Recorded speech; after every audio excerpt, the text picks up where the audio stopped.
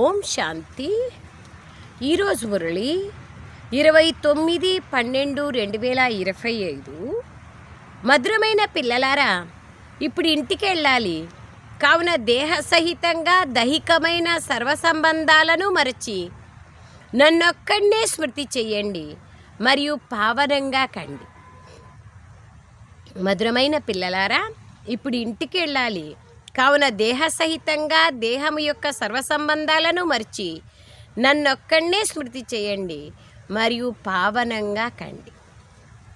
అన్నింటినీ మర్చినప్పుడే బాబా స్మృతి వస్తుంది. బాబా స్మృతి ద్వారానే పావనంగా కాగలుగుతాం. ఇంటికి వెళ్ళాలి.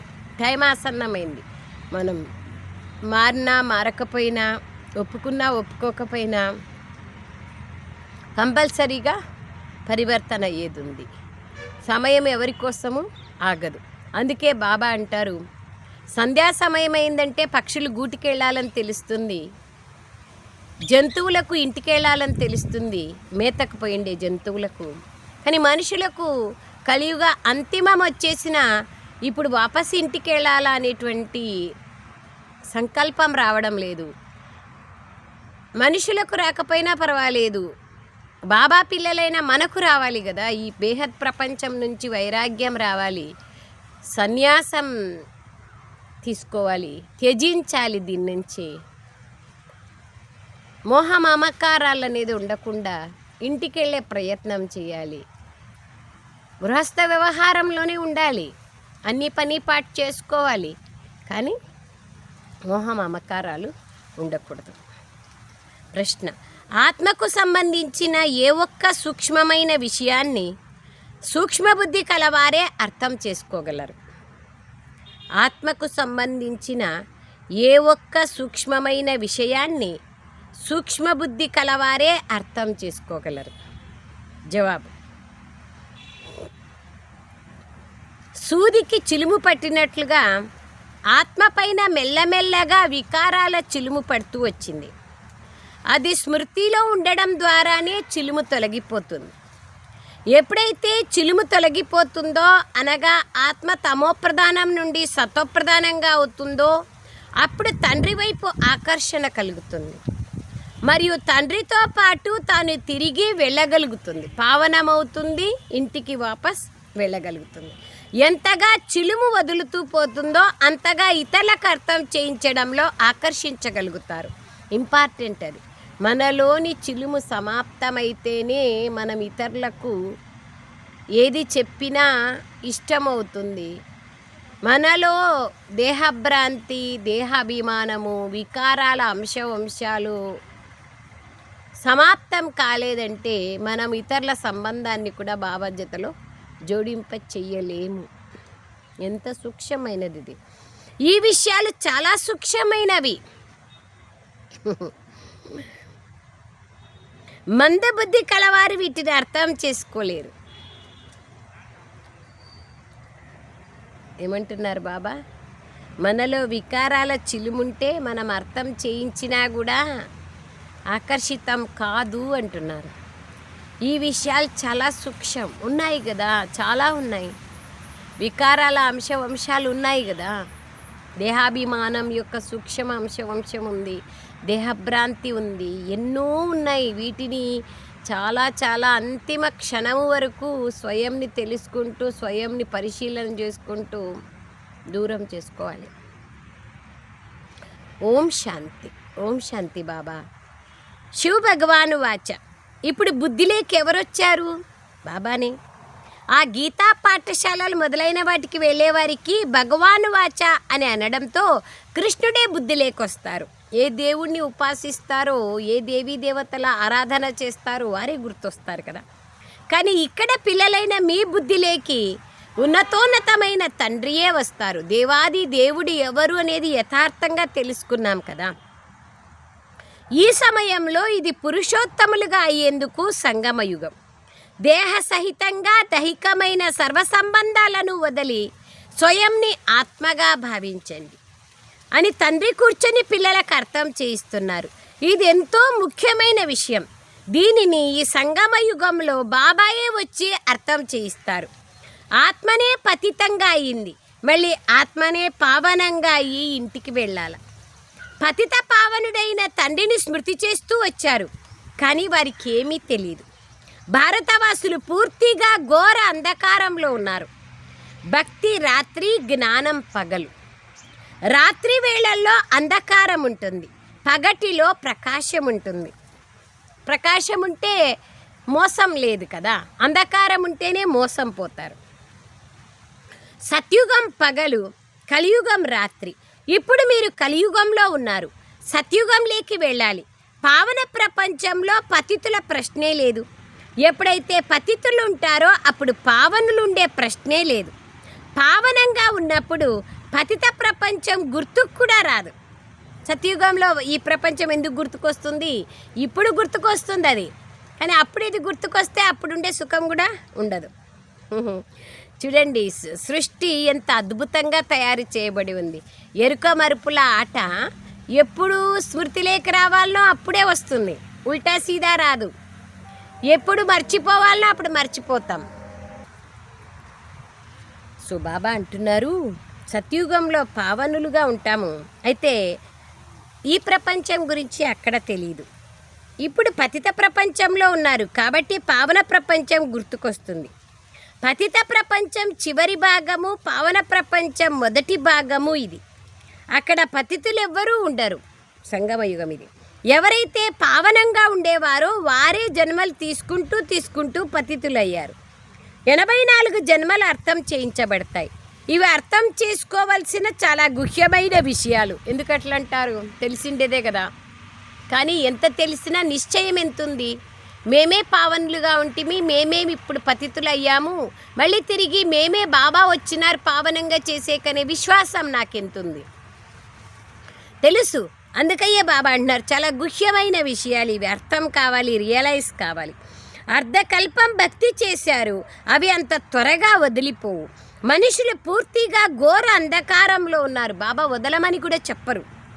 ఎవరైతే జ్ఞానంలో లోతుగా వెళ్తారో, అతీంద్రియ సుఖాన్ని అనుభవం చేస్తారో, పరాభక్తిని చేస్తారో, స్వయంని ఆత్మనివేదన చేసుకొని సమర్పితమైపోతారో, అప్పుడు ఆటోమేటిక్గా అన్ని స్థూలమైన విషయాల నుంచి బుద్ధి దూరం అయిపోతుంది. పూర్తిగా ఘోర అంధకారంలో ఉన్నారు. కోట్లాది మందిలో ఏ ఒక్కరో వెలువడతారు. ఎంతో కష్టంగా ఏ ఒక్కరిలోనో జ్ఞానం కూర్చుంటుంది. దేహ సహితంగా దైహికమైన సర్వ సంబంధాలను మరచి నన్నొక్కడే స్మృతి చెయ్యండి. ఇదే ముఖ్యమైన విషయం బాబా తెలియచేస్తున్నారు. ఆత్మయే పతితంగా అయింది, ఆత్మనే పావనంగా అవ్వాలి. ఈ విషయాన్ని కూడా బాబాయే వచ్చి అర్థం చేస్తారు. ఎందుకంటే ఈ బాబా ప్రిన్సిపాల్ అయినారు. ఎవరు? శివ బాబా ప్రిన్సిపాల్ అయినారు, స్వర్ణకారుడైనారు. బంగారు ఆభరణాలను తయారు చేస్తారు, మనలో ఉండే చిలుమంతా దూరం చేస్తారు. అది ఎట్లా అగ్నిలేకేస్తే బంగారు దాంట్లో ఉండే కల్తీ పోతుందో అట్లా మనల్ని బాబా యోగాగ్నిలో, జ్ఞానాగ్నిలో కూర్చోబెట్టి మనలో ఉండే అనేక వికారాల అగ్నిని దూరం చేస్తున్నారు. స్వర్ణకారుడు కంసాలి. డాక్టర్ అయ్యారు, రోజు ఆత్మకి ఇంజెక్షన్ వేస్తున్నారు. బ్యారిస్టర్ అయ్యారు, రావణాసురుడు మనల్ని జైల్లోకేసేసినారు. బాబా వచ్చి ఆయన లా కోర్స్ జడ్జు అయినారు, లాయరు అయినారు. మన తరఫున నిలబడి మాట్లాడి గెలిపిస్తున్నారు. సర్వస్వము అయినారు. ఈ పేర్లు అక్కడ ఉండవు. సత్యుగంలో లాయర్లు ఉండరు, ఎవ్వరుండరు. డాక్టర్లు ఉండరు, ఎవ్వరుండరు. స్వర్ణకారులు ఉంటారు. అక్కడ ఈ చదువు ఉండదు. ఉద్యోగం చేసేందుకు ఇక్కడ చదువుతారు. ఇంతకుముందు స్త్రీలు అంతగా చదివేవాళ్ళు కాదు. ఇప్పుడు అన్ని రంగాల్లో, స్పేస్లో కూడా స్త్రీలే వెళ్తున్నారు. అయితే పురుషుల మనస్సులో స్త్రీలపైన అసహ్య భావన, హీన భావన పోలేదు. ఇది ఇంపార్టెంట్. మనస్సుల్లో మార్పు రావాలి. ఇవన్నీ బాబా అంటారు తర్వాత నేర్చుకున్నారు. స్త్రీలు కూడా ఇప్పుడు అన్నీ నేర్చుకుంటున్నారు. సత్యుగంలో చింతించేందుకు ఇటువంటి విషయాలు ఏవి ఉండవు. స్త్రీలు ఇంతగా చదివేవారు కాదు ముందు, ఇప్పుడు నేర్చుకున్నారు. భర్త చనిపోతే ఎవరు సంభాళిస్తారు? కావున స్త్రీలు కూడా అన్నీ నేర్చుకోవాల్సి ఉంటుంది. సత్యుగంలో చింతించేందుకు ఇటువంటి విషయాలే ఉండవు. భార్యనే ముందు పోతారు, భర్త తర్వాత పోతారు. అందుకే సుమంగళీలు. అటువంటి సమయాల కోసమే మనుషులు ఇక్కడ ధనము మొదలైనవి పోగు చేసుకుంటారు. చింతించేందుకు అక్కడ అటువంటి ఆలోచన కూడా ఉండదు. సత్యుగంలో తండ్రి పిల్లలైన మిమ్మల్ని ఎంత ధనవంతులుగా తయారు చేస్తున్నారు. స్వర్గంలో ఎన్నో ఖజానాలు ఉంటాయి. వజ్ర వైడూర్యాల గనులన్నీ నిండుగా ఉంటాయి. ఇక్కడ భూమి బంజరు భూమిగా అయిపోయింది. కావున ఇందులో శక్తి లేదు. అక్కడి పుష్పాలకు ఇక్కడి పుష్పాలకు రాత్రికి పగలుకున్నంత తేడా ఉంటుంది. అంతే కదా. అసలు ఒక రోజు అయితేనే ఇంకా వాడిపోతాయి అన్నీ. ఎట్లయిపోతాయి. ఇక్కడ అన్ని వస్తువులలోనూ శక్తి పోయింది. అమెరికా మొదలైన స్థానాల నుండి ఎన్ని బీజాలు తీసుకొచ్చినా శక్తి అయితే తొలగిపోతూనే ఉంది. భూమి ఆ విధంగా అయిపోయింది. ఫర్టిలైజర్స్ వాడి క్రిమి సంహారక మందులు, రసాయనిక ఎరువులు వాడి అట్లయిపోయింది. కావున బాబా అంటున్నారు ఎక్కువగా కష్టపడాల్సి వస్తుంది. అంతే కదా. బాబా అంటున్నారు అక్కడైతే ప్రతి వస్తువు సత్వప్రధానంగా ఉంటుంది. అక్కడ ప్రకృతి కూడా సత్వప్రధానంగా ఉంటుంది. ఎక్కడ? సత్యుగంలో ప్రకృతి సర్వము సత్వప్రధానంగా ఉంటుంది. అన్నీ సత్వప్రధానంగా ఉంటాయి. ఇక్కడైతే అన్ని వస్తువులు తమో ప్రధానంగా ఉన్నాయి. ఏ వస్తువులోనూ శక్తి లేదు. ఈ తేడా కూడా మీరు అర్థం చేసుకున్నారు. మీరు సత్వప్రధానమైన వస్తువులను ధ్యానంలోనే చూస్తారు. సత్యుగంలోటివి అక్కడి పుష్పాలు మొదలైనవి ఎంత బాగుంటాయి. అక్కడి ధాన్యం మొదలైనవి మీకు కనిపించే అవకాశం ఉంది. సూక్ష్మతంలో బుద్ధి ద్వారా మీరు అర్థం చేసుకోగలరు. అక్కడ ప్రతి వస్తువులోనూ ఎంత శక్తి ఉంటుంది. కొత్త ప్రపంచం ఎవరి బుద్ధిలోకి రానే రాదు. ఈ పాత ప్రపంచం గురించి అడగకండి. ఎన్నో ప్రగల్భాలు పలుకుతూ ఉంటారు. మనుషులు పూర్తిగా ఘోర అంధకారంలో నిద్రిస్తున్నారు. ఇంకా కొద్ది సమయమే ఉందని మీరంటే మిమ్మల్ని చూసి నవ్వుతారు కూడా. నవ్వినా పర్వాలేదు, తెలుసుకుంటే చాలు. ఎవరైతే స్వయంని బ్రాహ్మణులుగా భావిస్తారో వారు యథార్థంగా అర్థం చేసుకుంటారు. వాళ్ళలో కూడా నంబర్ వారే. ఇది కొత్త భాష, ఆత్మిక చదువు కదా. ఎప్పటి వరకైతే ఆత్మిక తండ్రి రారో అప్పటి వరకు ఎవరూ అర్థం చేసుకోలేరు. ఆత్మిక తండ్రిని గురించి పిల్లలైన మీకు మాత్రమే తెలుసు. వారు వెళ్ళి యోగం మొదలైనవి నేర్పిస్తారు. కానీ వారికి నేర్పించింది ఎవరు? ఆత్మిక తండ్రి. ఆత్మిక తండ్రి అని అంటే అన్నారు కదా, వాళ్ళకి తెలీదు. బాబా ఆత్మిక పిల్లలకే నేర్పుతారు. సంగమయుగ బ్రాహ్మణులైన మీరే అర్థం చేసుకుంటారు. ఆది సనాతన దేవీ దేవత ధర్మానికి చెందిన వారు ఎవరైతే ఉంటారో వారు బ్రాహ్మణులుగా అవుతారు. బ్రాహ్మణులైన మీరు ఎంత తక్కువ మంది ఉన్నారు. ప్రపంచంలో అయితే రకరకాల జాతులు ఎన్నో ఉన్నాయి. ప్రపంచంలో ఎన్ని ధర్మాలు ఎన్ని భాషలు ఉన్నాయో తెలిపే పుస్తకం ఒకటి తప్పకుండా ఉండి ఉంటుంది. కానీ అవేవి ఇక ఉండవని మీకు తెలుసు.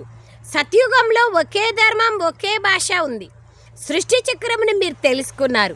అలాగే ఈ భాషలన్నీ కూడా ఉండవని మీరు తెలుసుకోగలరు. ఇంతమంది శాంతిధామంలోకి వెళ్ళిపోతారు అందరూ. ఈ సృష్టి జ్ఞానం ఇప్పుడు పిల్లలైన మీకు లభించింది. మీరు మనుషులకు అర్థం చేయిస్తారు, అయినా వారు అర్థం చేసుకోరు. గొప్ప వ్యక్తులతో ప్రారంభోత్సవం ఎందుకు చేయిస్తారంటే వారు ప్రసిద్ధమైన వారు. ఓహో, ప్రెసిడెంట్ ప్రైమ్ మినిస్టర్ ప్రారంభోత్సవం చేశారు అనే శబ్దం వస్తుంది, అందుకు చేయాలంతే. ఈ బాబా వెళ్తే పరంపిత పరమాత్మ వచ్చి ఓపెనింగ్ చేశారని మనుషులు భావించారు కదా, వారు అంగీకరించరు. ఎవరైనా గొప్ప వ్యక్తి కమిషనర్ మొదలైన వాళ్ళు వస్తే వారి వెనుక ఇతరులు కూడా పరిగెడతారు. కానీ వీరి వెనుకైతే ఎవరు పరిగెత్తరు. ఇప్పుడు బ్రాహ్మణ పిల్లలైన మీరు కొద్దిమందే ఉన్నారు. బాబా కాలంలో ఇది. ఇప్పుడైతే చాలామంది అయిపోయినాం. 12 లక్షల పైన ఉన్నాం. ఎప్పుడైతే మీరు మెజారిటీగా అవుతారో అప్పుడు అర్థం చేసుకుంటారు. ఇప్పుడే అర్థం చేసుకుంటే బాబా వద్దకు పరిగెత్తారు వస్తారు. మీకు ఎవరైతే విషయాలు నేర్పించారో వారి వద్దకు మేము నేరుగా ఎందుకు వెళ్ళకూడదు అని అడుగుతారు. కానీ సూది పైన చిలుము అంటుకొని ఉంది. అయస్కాంతము ఆకర్షించదు. ఎప్పుడైతే చిలుము పూర్తిగా వదిలిపోతుందో అప్పుడే అయస్కాంతం పట్టుకోగలుగుతుంది. సూదికి ఒక మూలకైనా చిలుము ఉంటే అది అంతగా ఆకర్షించదు, కొంచెం ఉన్నా కూడా ఆకర్షించదు. ఎప్పుడైతే చివర్లో పూర్తిగా చిలుము వదిలిపోతుందో, ఎప్పుడైతే అలా అవుతారో అప్పుడు తండ్రితో పాటు తిరిగి వెళ్తారు. ఇప్పుడు మేము తమోప్రధానులుగా ఉన్నాము, ఇంకా చిలుముంది అనే చింత ఉంది. ఎంతగా స్మృతి చేస్తారో అంతగా చిలుము శుభ్రమవుతుంది. మెల్లమెల్లగా చిలుము తొలగిపోతూ ఉంటుంది. ఈ చిలుము కూడా మెల్లమెల్లగానే ఎక్కింది కదా, ఒకసారిగా ఎక్కలే, మళ్ళీ అదే విధంగా దిగుతుంది. ఎలాగైతే చిలుము అంటుకుందో అలాగే అది మళ్ళీ తొలగాలి కదా. కావున దీనికోసం బాబాను స్మృతి కూడా చేయాలి. స్మృతి ద్వారానే కొందరి చిలుము ఎక్కువగా తొలుగుతుంది, కొందరిది తక్కువగా తొలుగుతుంది. శక్తి ఉంటే తొలుగుతుంది, శక్తి ఉంటే కదా పోయేది. స్మృతిలో శక్తి పెరిగితే ఆటోమేటిక్గా పోతుంది. ఎంతగా చిలుము తొలగుతుందో అంతగా వారు ఇతరులకు అర్థం చేయించడంలో ఆకర్షిస్తారు. ఇవి చాలా సూక్ష్మమైన విషయాలు, వీటిని మందబుద్ధి కలవారు అర్థం చేసుకోలేరు. Underline please. రాజ్యస్థాపన జరుగుతోందని మీకు తెలుసు, అర్థం చేయించేందుకు కూడా దినప్రతిదినము ఉపాయాలు వెలువడుతూ ఉంటాయి. ప్రదర్శనలు, మ్యూజియంలు మొదలైనవి తయారవుతాయని ఇంతకుముందు తెలియదు కదా.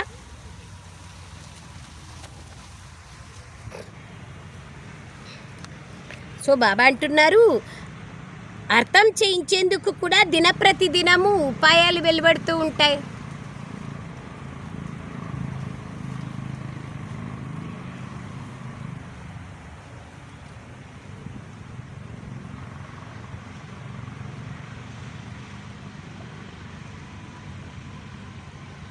ప్రదర్శనలు, మ్యూజియంలు మొదలైనవి తయారవుతాయని ఇంతకు ముందు కూడా తెలియదు కదా. ఇంకా మున్ముందు ఇటువంటి వెలువడే అవకాశం ఉంది. చాలా చాలా ఫాస్ట్గా జరుగుతూ పోతుంది. ఇప్పుడు ఇంకా సమయం ఉంది, కొంచెం స్థాపన జరుగుతోంది. హార్ట్ ఫెయిల్ అవ్వకూడదు. కర్మేంద్రియాలను వశం చేసుకోకపోతే కింద పడిపోతారు. వికారాల్లోకి వెళ్తే సూదికి ఎంతో చిలుమంటుకుంటుంది. వికారాల ద్వారా ఇంకా ఎక్కువ చిలుము చేరుకుంటుంది. సత్య త్రేతాయుగాలలో చాలా కొద్దిగా, మిగిలిన అర్ధకల్పంలో త్వరగా తిలుము చేరుకుంటూ పోతుంది, కింద పడిపోతారు. కావుననే నిర్వికారీలు మరియు వికారీలు అని అంటారు. నిర్వికారులైన దేవతల గుర్తులు ఉన్నాయి కదా.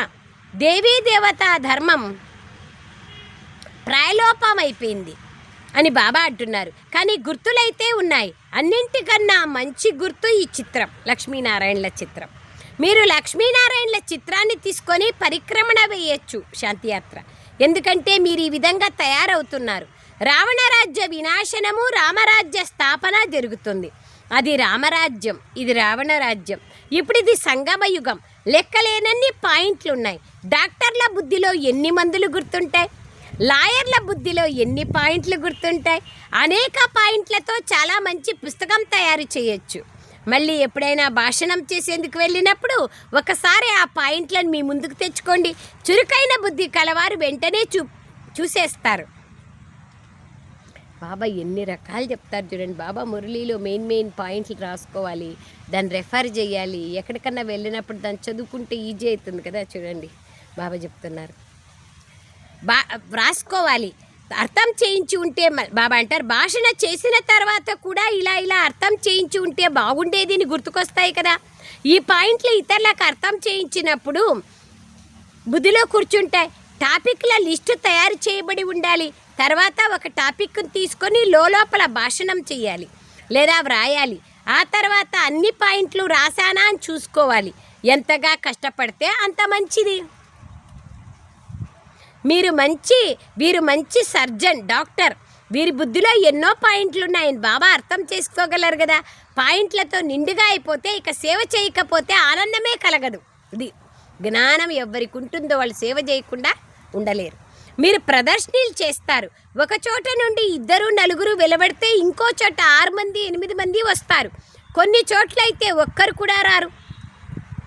వేలాది మంది చూస్తారు కానీ ఎంత కొద్ది మంది వెలువడతారు. కావున ఇప్పుడు పెద్ద చిత్రాలను కూడా తయారు చేస్తూ ఉంటారు. మీరు చురుకుగా అవుతూ పోతారు. పెద్ద చిత్రాలు మన మ్యూజియంలో ఉన్నాయి కదా.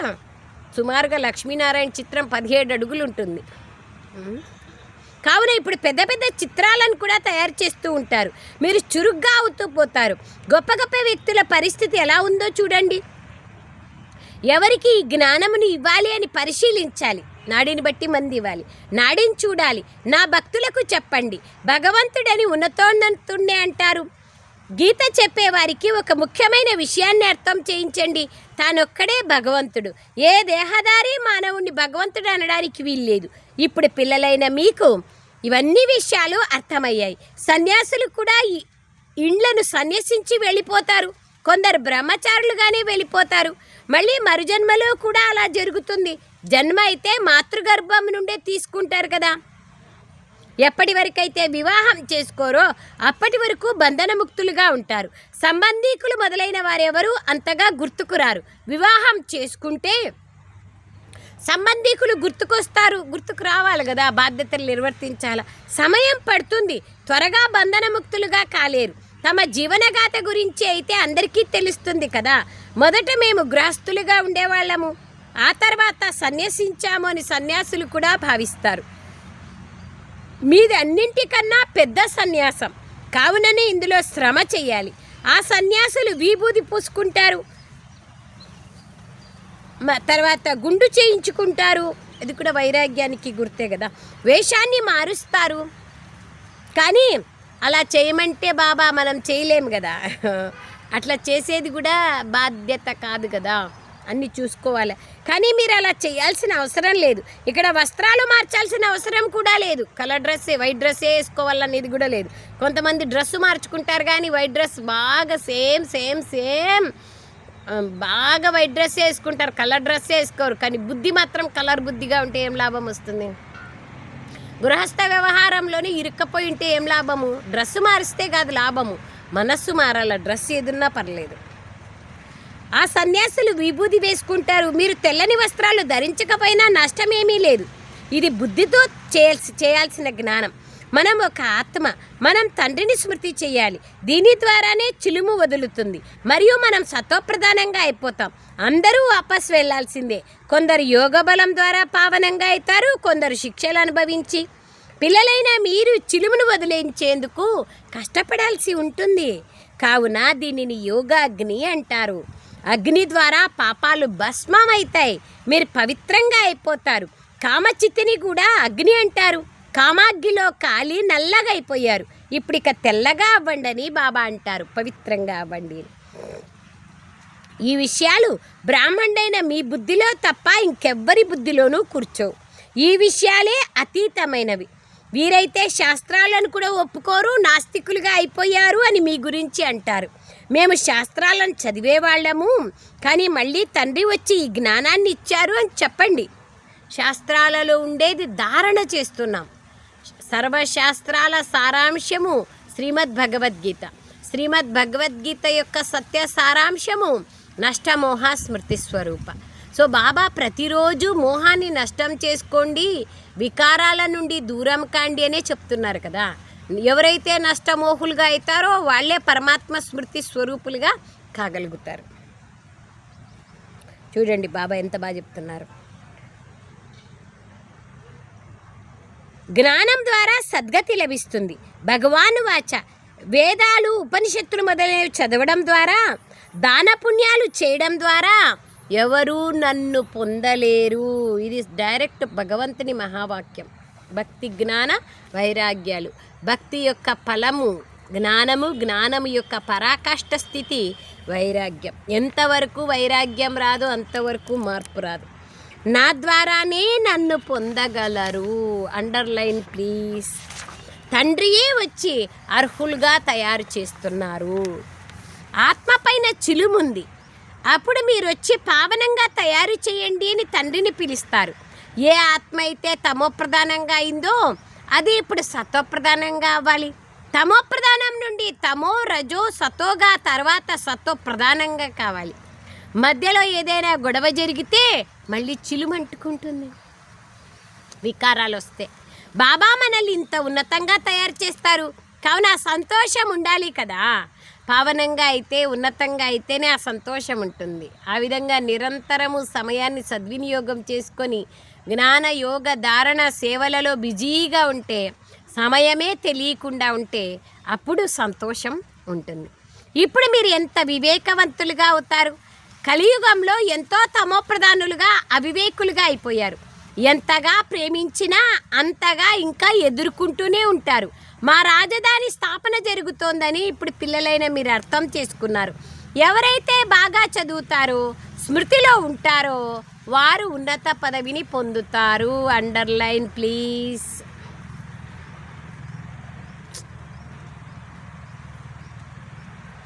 భారతదేశంలోనే అంటుకట్టబడుతోంది. దినప్రతిదినము వార్తాపత్రికలు మొదలైన వాటిలో మీ పేరు ప్రఖ్యాతి అవుతూ పోతుంది. అది ప్రఖ్యాతం కానీలే, ఫస్ట్ నన్ను నేను మార్చుకోవాలి కదా. వార్తాపత్రికలు అయితే అన్ని వైపులా వెళ్తూ ఉంటాయి. అదే వార్తాపత్రికల వారు ఒకసారి బాగా రాస్తే మరొకసారి చెడుగా రాస్తారు. సోషల్ మీడియాలో కూడా అంతే. మొబైల్ ద్వారా చాలా చాలా సర్వీసు జరుగుతుంది, చాలా డిస్సర్వీసు జరుగుతుంది. ఎవరెవరో ఏదేదో జరిగిందని డిస్సర్వీస్ కూడా చేస్తూ ఉంటారు. ఎవరైతే సేవ చేస్తూ ఉంటారో వారికి అన్నీ తెలుస్తూ ఉంటాయి. ఇక్కడ మీరు ఏ సేవ అయితే చేస్తారో అది నంబర్ 1 సేవ. ఇక్కడ మీరు సేవ చేస్తున్నారు, ఆత్మిక సేవ. అక్కడ మీకు ఫలం లభిస్తుంది. కర్తవ్యం అయితే ఇక్కడ తండ్రితో పాటు చేస్తారు కదా. బాబా ఏదైతే స్వర్గస్థాపన చేస్తున్నారో దాంట్లో మనం కూడా బాధ్యులు కదా. అచ్చా అచ్చా मीठे मीठे सिखलदे बच्चों प्रति माता पिता बाप दादा का याद प्यार और गुड मॉर्निंग. रूहानी बाप की रूहानी बच्चों को नमस्ते. हम रूहानी बच्चों की रूहानी माता पिता बाप दादा को याद प्यार गुड मॉर्निंग और नमस्ते नमस्ते नमस्ते. बाबा नमस्ते. थैंक यू बाबा. సారాంశం: ఆత్మరూపి సూదికి చిలుము పట్టుకోండి. దానిని యోగశక్తి ద్వారా తొలగించుకొని శతప్రధానులుగా అయ్యేందుకు కృషి చేయాలి. ఎప్పుడూ చెప్పుడు మాటలపైన నడుస్తూ చదువుని వదిలేయకూడదు.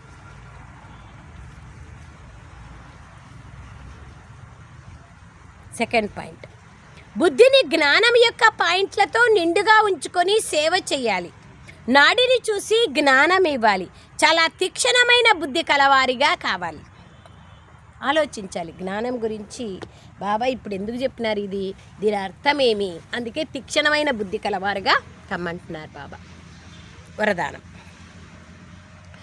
కలియుగ ప్రపంచపు దుఃఖం అశాంతితో కూడుకున్న దృశ్యాలను చూస్తూ సదా సాక్షి లేదా బేహద్దు వైరాగిగా కండి. కలియుగం యొక్క ఈ పాత ప్రపంచం యొక్క దుఃఖం అశాంతిని చూస్తా కూడా సాక్షిగా బేహద్ వైరాగిగా కండి.